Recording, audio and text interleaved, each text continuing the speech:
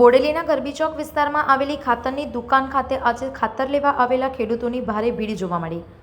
સીમિત પુરવઠા અને વધતી માંગને કારણે દુકાન બહાર લાંબી લાઈનો લાગી હતી અને વિસ્તારમાં અફરાતફરી સર્જાઈ હતી.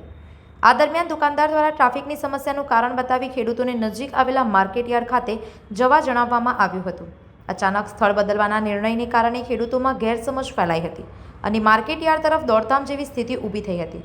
પરિસ્થિતિ વધુ ન બગડે તે પહેલા દુકાનદારે અચાનક દુકાન બંધ કરી દીધા ખાતર મેળવવા આવેલા ખેડૂતોમાં ભારે રોષ જોવા મળ્યો. ખેડૂતોનો આક્ષેપ છે કે યોગ્ય આયોજન અને સ્પષ્ટ માહિતીના અભાવે તેમને બિનજરૂરી રીતે હેરાન થવું પડ્યું. ઘટનાને લઈને ખેડૂતો દ્વારા તંત્ર પાસે યોગ્ય વ્યવસ્થા અને જવાબદારી નક્કી કરવાની માંગ ઉઠી છે. રોજ લાઈન પડવાનું ભૂખા તરસ્યા और आ समस्या कशु मटती नहीं. हमारा आइए 8 वागवाना लाइन पड़वानु પછી પાછા કઈ અરે ભાઈ અહીં નહીં ચાલો પેલે લાઈન પડો તો ત્યાં જવાનું પાછા.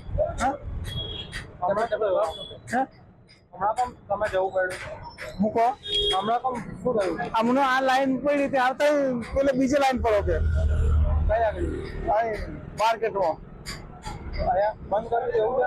ખબર નહીં યાર.